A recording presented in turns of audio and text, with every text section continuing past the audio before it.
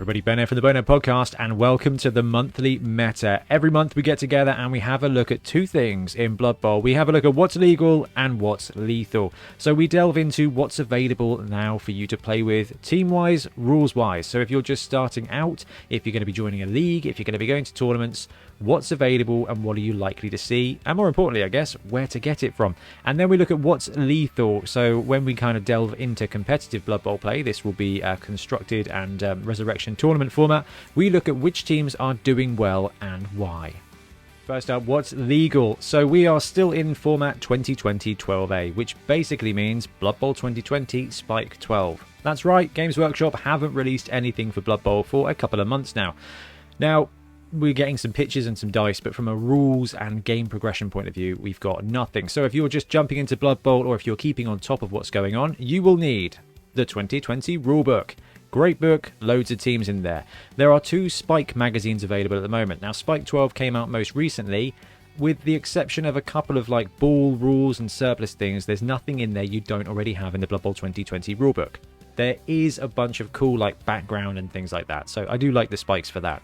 However, it is hot garbage compared to Spike 11, which I maintain is the best spike they've made so far. Now, Necromantic Spike does have new star players in there that are not in the rulebook.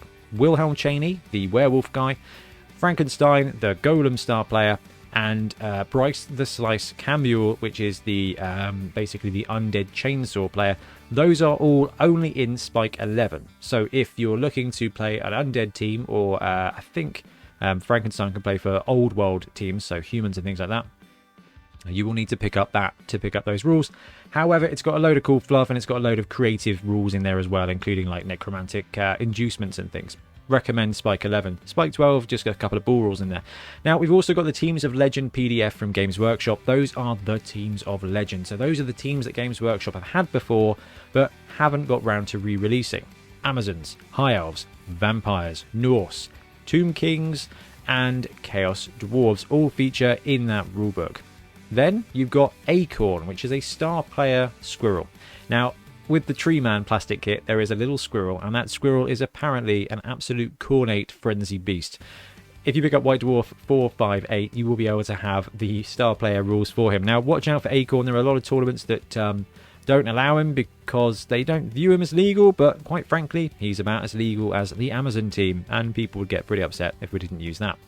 Now, there are also the NAF tournament guidelines. So the NAF is a player association for Blood Bowl, basically. They track game results, they track your ranking. It's a very cool thing. They've put together some tournament guidelines. So if you want to run a NAF sanctioned tournament, basically, your tournament has to adhere to these guidelines. And what it does is it keeps the game pretty reasonable. So if you are playing in that tournament or that tournament, you should have a very good idea of what's going on if it's NAF sanctioned.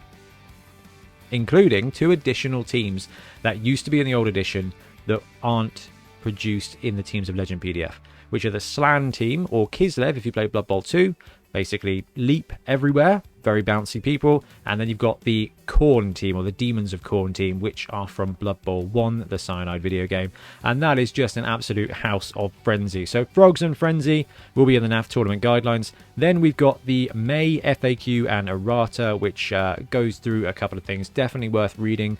It's very easy to get some rules wrong, and there's some bits that they've changed in there. And actually, we'll talk about that a little bit later when it comes to using skills when you're prone. Then you've got the optional but fun rules. Death Zone landed this year, and it is a fantastic book. So it's a big book, big hardback book, same size as the Blood Bowl 2020 rulebook. And it's basically an expansion, and it's got all kinds of optional rules that you can use in your league, at a tournament, just with friendly games. We've got giants, there's more wizards and inducements, there's mercenary rules so you can custom build basically your own star players, there's pitches, there's balls, there's sevens rules in there. It's a load of great stuff. You will not see most of it in a competitive format because a lot of it is a bit wacky and wild. Some of it will sneak in there, and that's something I really like about the Death Zone, is it does inspire people to run events, and to run events with a special kind of twang to them. So maybe there's a giant tournament. There was one actually last month. You know, or maybe there's a tournament that gives everyone a choice of a wizard, for example, which is what we did last year with Summer Sorcery. So the Death Zone book is brilliant. If you like Blood Bowl and you like crazy rules, it's that. You're watching this channel, if you like the kind of nonsense that we get really excited about, pick up that book. You will not regret it. Now, there are also the special play cards and pitches got my special play cards here somewhere. It's up to you whether you use them. They add an extra element of randomness to the game, and they're great for friendlies. Some leagues basically make you have them. They are an inducement, so if you do have special play cards, you can buy them for most of your games. When it comes to tournaments and things, you will very rarely see them be legal because they're very wild, as in their variance is pretty big. But if you're playing at home or a casual league or something like that, then they are brilliant. And the same goes for the pitches rules and the balls rules that you'll get in some of the Spike magazines, or just on the back of the box when you pick up a pitch. Again, it's just another layer of crazy rules.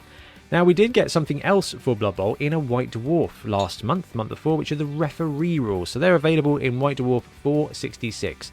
Basically, you have a referee on the pitch. He wanders around, and you can kill him. And if you kill him, you can foul your little heart out. If you want to know more about the referee rules, we did a Theory Thursday a couple of weeks ago, and that will break down what they are and why they're fun for you straight away. So if you want to play with those rules, you can pick up 466, and it will just expand the fun. So on to what's lethal. This is where we have a look at what's been doing well in the meta. But before we do, we're seeing a bit of a resurgence of lockdowns and things like that. So Australia, New Zealand at the moment, I think, are having to cancel a bunch of tournaments. So do watch out, do stay safe, do everything you can to protect you and others around you.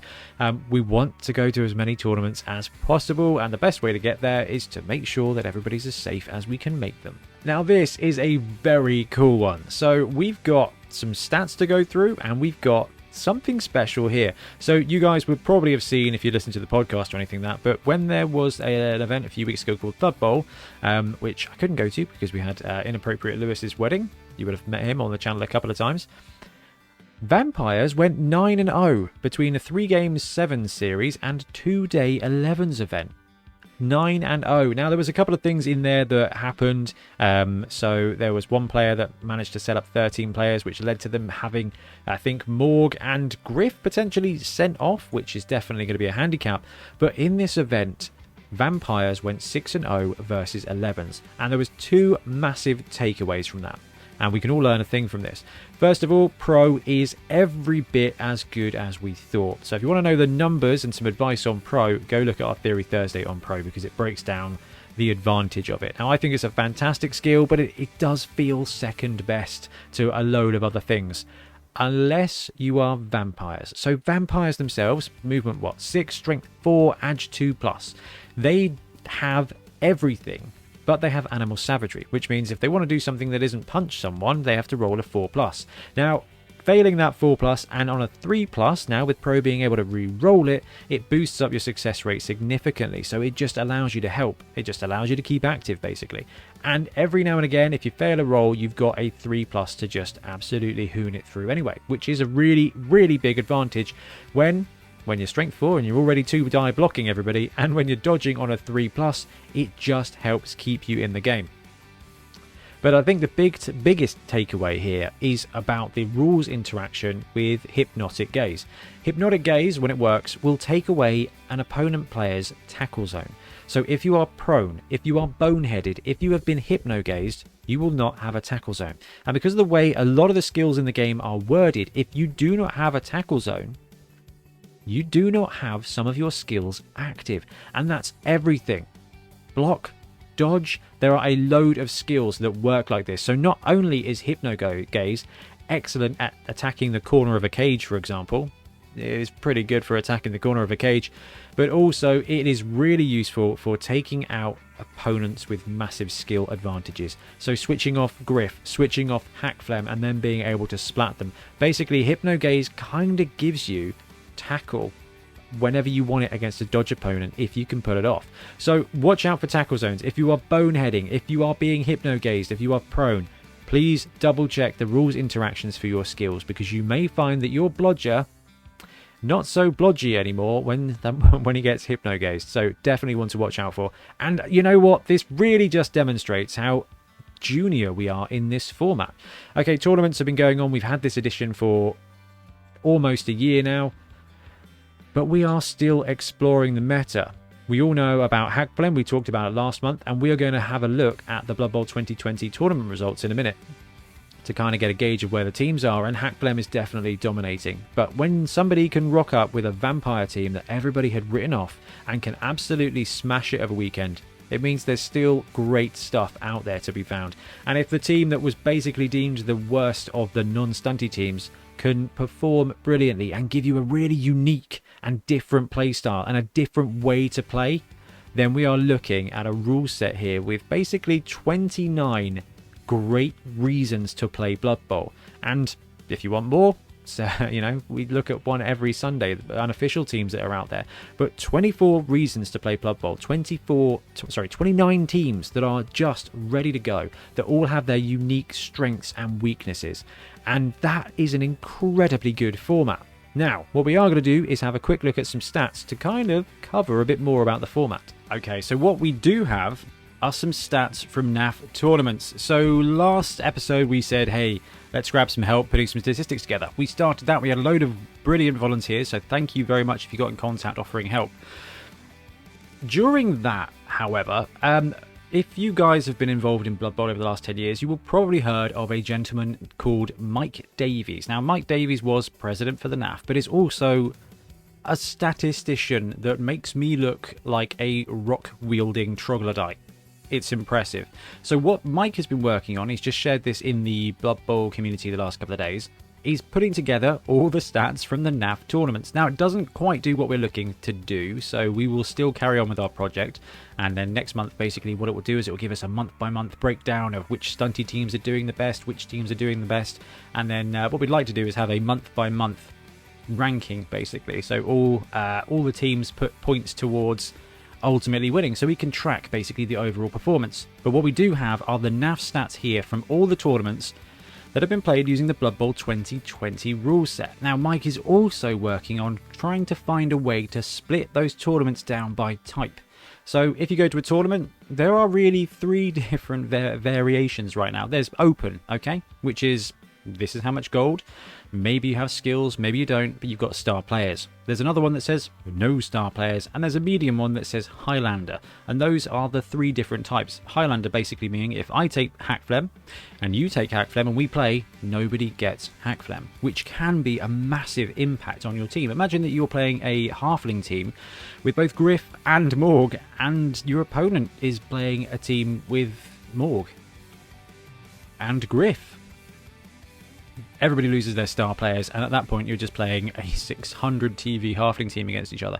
Now, the good thing is, from a balance point of view, it does all right, but it will take away the advantage of those teams that don't have that high agility, that are then taking Hackflem or Griff, for example, to swing it. Anyway, let's have a closer look at the stats. So here we've got the breakdown of all the teams in the format. All 29 teams are listed here. Now, this table has been organised by average win percentage. So we'll start at the top. We've already talked about Underworld ad nauseum. Hackflem is smashing it. We think that Hackflem impact there earns them a good 10 to 12% of average win rate. They are sitting at 62.9%, 63% win rate. Basically, they're winning 2/3 of their matches. And look at this 180 net touchdown advantage. It is absolutely phenomenal. Now, one good thing you can take away from that is how close the pack is outside of denizens. So we'll ignore the denizens up here, and we'll ignore goblins at the top there. And then if you can see the pack here, 55 at the top to 43 down the bottom. And if you take the Brexit margin, which is here all the way through to here, you can see that we've got 1, 2, 3, 4, 5, 6, 7, 8, 9, 10, 11, 12, 13, 14, 15, 16 teams out of 29 are sitting within basically 2.5% win rate of each other. That is a fantastic box and a brilliantly close meta there. So if you look all the way down here, from Snotlings up to Chaos Dwarves, it's a Brexit margin away from victory. And even these top tier teams, so Underworld and High Elf, Dwarf, Amazon, Elf Union and Shambling Undead there, basically forming your top 6, but ignore Underworld, so the top 5 there, High Elf, Dwarf, Amazon, Elf Union and Shambling Undead. It's huge. Now, High Elves are outperforming, which is very baffling. They haven't had that many games. I think it's one of the lowest rated teams in actual games played. I think Demons of Khorne and Slann are probably the only 2 teams that have come less. No, actually, Slann have played more games. Good job. They're just outperforming. But Dwarves are doing brilliantly, and Chaos Dwarves are doing brilliantly because they are playing against that meta of tackle, especially when it comes to Underworld. Now, looking at that data, you can see there's a really interesting mix of teams. So Underworld obviously smashing it, which is to be expected, and I wouldn't be surprised if we didn't see some tournaments start to introduce a restriction of star players a lot more. Now, all the tournaments we've run have been low TV, okay, so maybe 1100, and they can take star players, but it's difficult to afford too many stars at that point. Or there's not a huge amount of skills. What that does is that means you're playing more honest Blood Bowl rather than Resurrection style power builds. Looking at you, Underworld players. So High Elves, Dwarves, Amazon and Elf Union. We're actually seeing elves do elf things there, but it's not the traditional Wood Elves. Wood Elves and Dark Elves are sitting down here, which is significant. Lizardmen are underperforming as well. I think the sad thing is that Goblins are struggling at 37.8%. Now, I thought that was because they couldn't take Hackflem. It turns out they can take Hackflem. It's just not enough to get them over the hump. So it's a really interesting one, and we're going to have Sam Frenzy Garner join us in a couple of weeks on the podcast to talk about how to win with Goblins, because he won the Stunty Cup at our last tournament with Goblins, narrowly beating out his brother, actually, who had a Griff build with Ogres. Griff Ogre-Wold build is pretty awesome. But that, again, is just a really massive indictment of star players in this format. It's a really interesting meta. So Underworld, High Elf, Dwarf, Amazon, Elf Union, top 5, Undead, Chaos Dwarves, Tomb Kings, Necro and Ogre, all sitting there in the top 10 teams. Definitely not what I'm expecting to see when it comes to average win percentage. But realistically, if we take everybody from, who's sitting at 46%, Nurgle upwards, there's less than 10% between all the teams except Goblins and Khorne at the bottom and Underworld at the top. So I'm not going to wax lyrically anymore, but I have put the links to that Tableau table, to the NAF tournament list underneath here in the comments. Obviously, we're looking at tournaments at the moment in Tournament Tuesday. Obviously, it's Tuesday today, so we won't have a Tournament Tuesday today, but we'll be back next week. There's so much going on in Blood Bowl, and if you're looking at a competitive element, just take the team you want to play. We've seen it. Vampires smashed face. If you can take a star player, and you're allowed to take a star player, sadly at the moment, you are really heavily incentivized to take a star player. But if you get the opportunity to play in a low to medium tier tournament with no stars, you can go and take any team and get any result. And that, for me, right now indicates that despite the star player spam, the meta isn't that bad. And I think it's really refreshing to look back on last edition where we had the same teams all the time, and it's good. And the cool thing is about Hackflem, all you have to do is put tackle on somebody and he will melt. Frenzy, tackle, take an Ulf Werner, just go to town, take Wilhelm Chaney if you can, or Rumbelow. Okay, Rumbelow does a great job of taking out Hackflem. If that's what you're worried about, take a bit of tech and counter it, and that's where we see the meta evolve. Anyway, guys, thank you ever so much for watching. Please let me know what you think about the meta at the moment, what more you want us to see. This one was kind of a quick one compared to how it would normally be, but that's because there's so much data going on at the moment. We haven't quite got to grips with everything that's happening. Anyway, thanks very much for watching. We'll be back soon with more Blood Bowl content. Happy blocking. Thanks very much for watching. We really appreciate your support. If you want to help support the channel even further, please like and subscribe, or come join us on our Patreon. We have early access to content. We get loads of feedback from you guys, and we try and do competitions as much as we can. Or you can get yourself some Bonehead podcast merch on our Spreadshirt site. So if you want to support a team, especially for the Bonehead Championship, you can pick up a shirt, a mug, things like that. It all helps support the channel, and we really appreciate it. Anyway, links below. Thank you very much. Happy blocking.